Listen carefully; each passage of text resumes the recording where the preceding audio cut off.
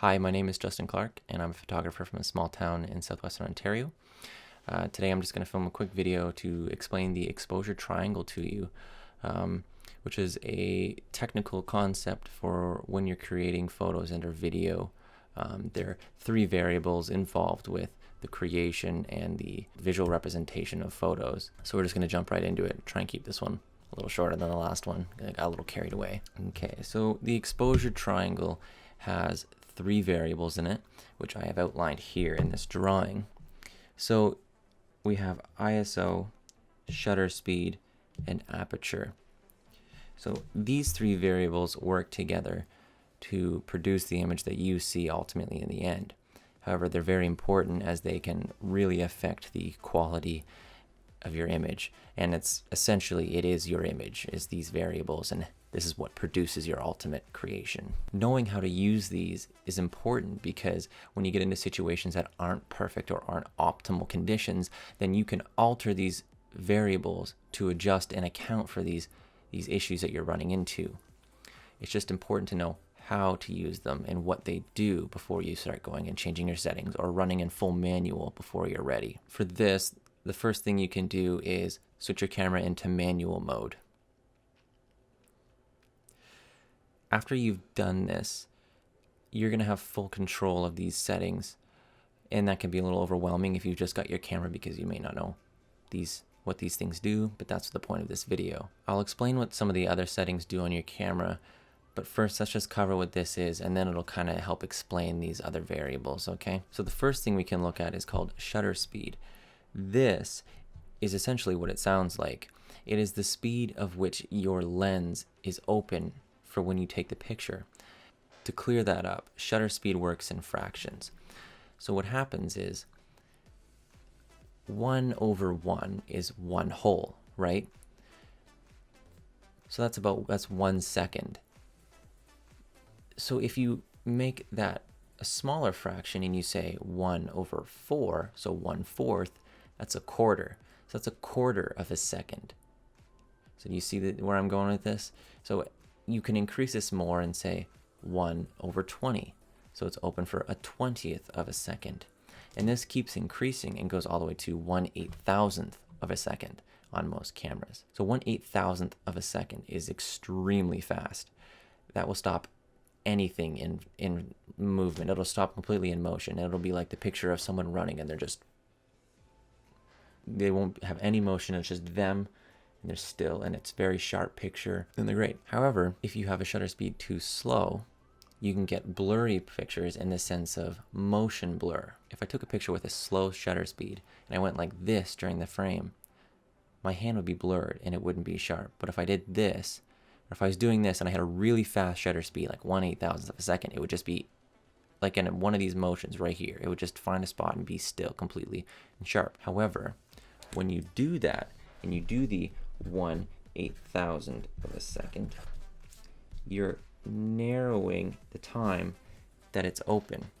On the other end, we have 1/4 of a second. So this over here is motion blur. And this is stopped, or we'll say frozen in time. So you can see when you adjust this variable right along here, you can either make things completely still and frozen in time and sharp, or what you can do is give things a little bit of motion blur. And what that can do is, if you're taking pictures of cars, it can kind of make them look like they're going a little bit faster than they actually are, which can be interesting for a picture. Or if you're doing a long exposed photo, maybe you've seen pictures of the stars and the astrophotography. Those are long exposures. Those are multiple long exposures layered on top of each other even. So that collects a lot of light data because the shutter has been open for a long time collecting all this light. Okay, so the next variable involved is aperture. So aperture is essentially the depth of field of the photo or video. And so in this, you can see that my face is in focus. And if I put my hand beside my face, it'll also be in focus. if I put my arm behind me, the further back I go, the less in focus it'll be, the less sharp. It's still there, obviously, but it's not the main focal point. Now, if I bring it back, it'll slowly get more and more sharp. So it's next to my face. That's where my focus is right now. That's really nice for portraits because as you separate your subject from the background, it makes the focus more on them, which is what you want in a picture. You want people to look at your person, your model. So you can do that with a wide aperture of perhaps f.1 or 1.4. And what you'll find is that lenses that are wide, like f1.4 or f2.8, those lenses are generally more expensive because they let more light in and they're more desirable. And they know that they can make more money off of their sales. What if they cost more to make? Who knows? Probably not. However, on the other end of the spectrum from f1.4, you have f32. And f32 is a very narrow depth of field. And what that means is everything's in focus. You have I could look like I'm part of the background. There's no separation behind me of me clearly being set in front of the wall back there. So that can be useful in landscape photos. However, with Aperture, what happens is as you go to a higher aperture or a more narrow aperture of f32 for more detail in the shot and more things in focus, you let in less light. So as you go down, it's less. And as you go up, you let in more light. And when you let in more light, you get a better quality image and you get more bokeh in the background. But there's another variable involved in this that kind of works with the rest of the variables to create the quality of the image. And that value is ISO. And ISO has been described before by people like Peter McKinnon as essentially being fake light. And what it does is your camera will add this value to your video or your photo to create artificial light that may or may not be there, but your camera's sensor can't pick it up naturally. So what it does is it increases this value.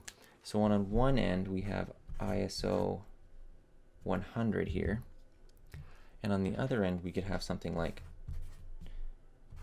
25,600. That's a lot. And the issue here is that when you go this way,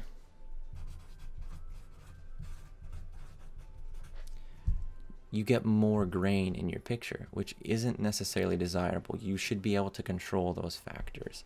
You want to be able to control grain because it might not have a fitting position in your photo. If you're taking baby photos or newborn stuff, you don't want grain in your pictures. You want it to look very soft and fluffy and it's perfect skin tones and textures, and grain in your picture that you can't control isn't a good thing. So obviously you want to keep your ISO low, and that would mean less grain. So less grain equals a better picture.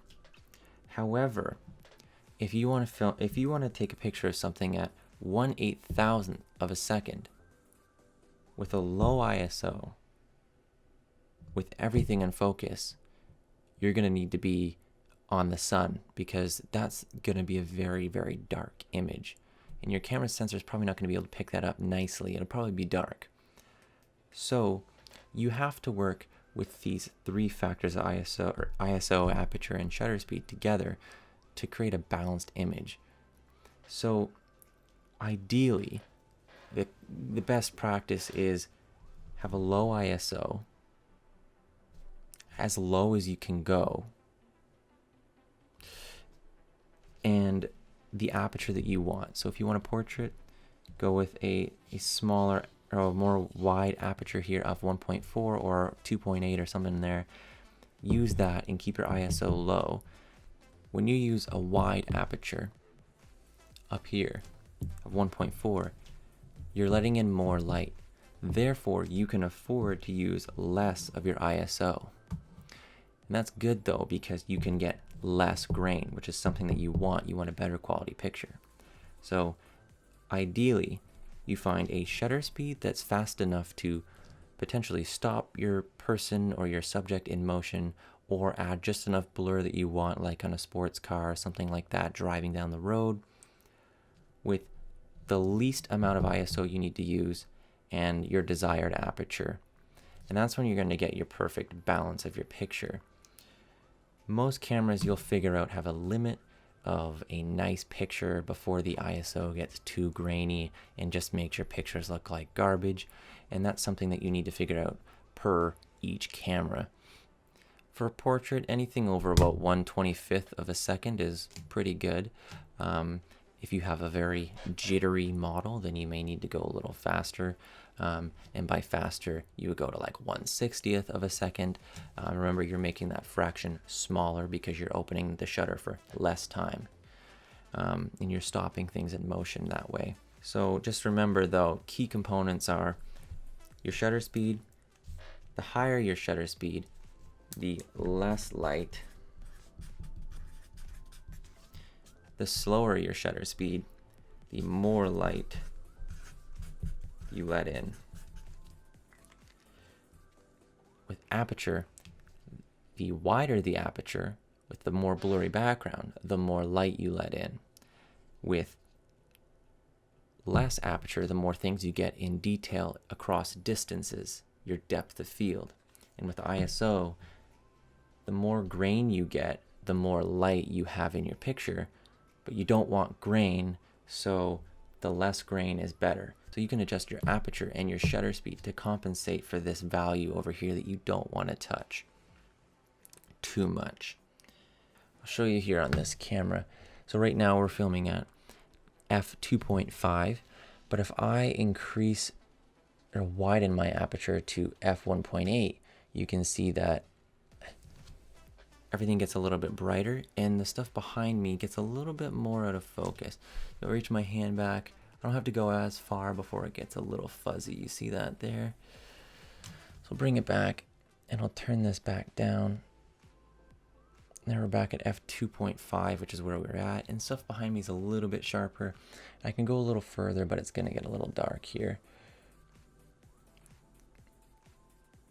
So if we go down to f7 here, f8.0, we turn our ISO way up here, you'll see that all of a sudden the stuff in the background is super sharp. You can see this poster back here on the wall, and there's no separation, and I look very flat against my background, because right now, if this was a portrait, not very exciting. But if we turn it back down to the settings we had, I'm isolated from my background. It just looks more natural for a picture, and it's a more desirable image, and that's what most people look for when they look for professional photos. Bokeh is what it's called, is a very important aspect of it. And like I said before, that's why those lenses are expensive, because everybody wants them and it makes for nicer pictures. So when we adjust our ISO here, I have it set to ISO 160, so really low ISO value, so that way we get really good quality video without getting too much grain. But say the scene wasn't bright enough, we gotta turn it up, and look, we just added some light. But now this video makes me look like I should be blinded right now. This is ISO 500, so it's not much of a difference, and it would still work out to be an alright video, but there'd be a bit more grain, and we don't really want that. We can go even further and see here, it looks like perhaps I'm a angelic figure. You don't want that either. So that's ISO 4000. You want to keep it turned down, and you can use your exposure meter. Oh man, I didn't even talk about exposure meter yet. Oh man. On the bottom of your camera, you have a meter kind of like this. You have 0, -1, -2, -3, +1, +2, +3. This is important. You always want that little white line when it comes up, you always want it to be right here on 0. It's a perfectly balanced photo. That's your goal. So that's when you would adjust your ISO or your shutter speed or your aperture to get that value as close to 0 as you can. So if you are a little underexposed, -1 might not be that big of a deal. You could probably recover it in post. But the best practice is to try and get it as close to 0 as you can. If you start getting anything past -2 here, you might start running into some issues with recovering that picture. Depending on your camera, you might not get a very good image out of that. So you want to keep it around 0 right here. That's your goal. And you do that by adjusting your aperture, your ISO, and your speed. So you want to speed fast enough to either stop your motion or get the right amount of blur that you want, a low ISO, and then your desired aperture. Generally speaking, you use a pretty wide open aperture of 2.8 or f4, something in there. But if you're doing landscape or something like landscape photos, then something more like f11, f8, anything above that, that's kind of the desirable spot for landscape photos. But that's essentially it. It's really quick and easy. Hopefully this is short. The goal is just to keep it a properly exposed photo, because when you get into editing, if it's perfectly exposed here, you're going to have the most workable photo. And if you don't have the most workable photo, you may be down here, and you're -2 or -3. You may not be able to recover some data from that image in the darker portions. And if it's too bright and you're +3 over here, you might not be able to get back some of the highlights. So the highlights being the sky or the sun or something like that. Bright parts of your photo you might not be able to recover because you've overexposed. So overexposed and underexposed, but we're going for perfect exposure. That's the goal. You do that, like I said, by properly exposing your picture using the exposure triangle. Hopefully this helped. Hopefully this wasn't confusing. Maybe my editing will make this clearer. Thanks for watching. Hopefully this helped somebody. If you have any questions, just ask them in the comments. I'll be happy to answer them. There's a lot of videos online. Makes me wonder why I'm making this video, but I am. So there's a lot of other videos online that maybe if my explanation didn't really click with you, that somebody else's did. Maybe mine wasn't very clear. But it might have been clear to somebody else, and if it's clear to somebody, then I did something right. So thanks for watching, and I will see you next time.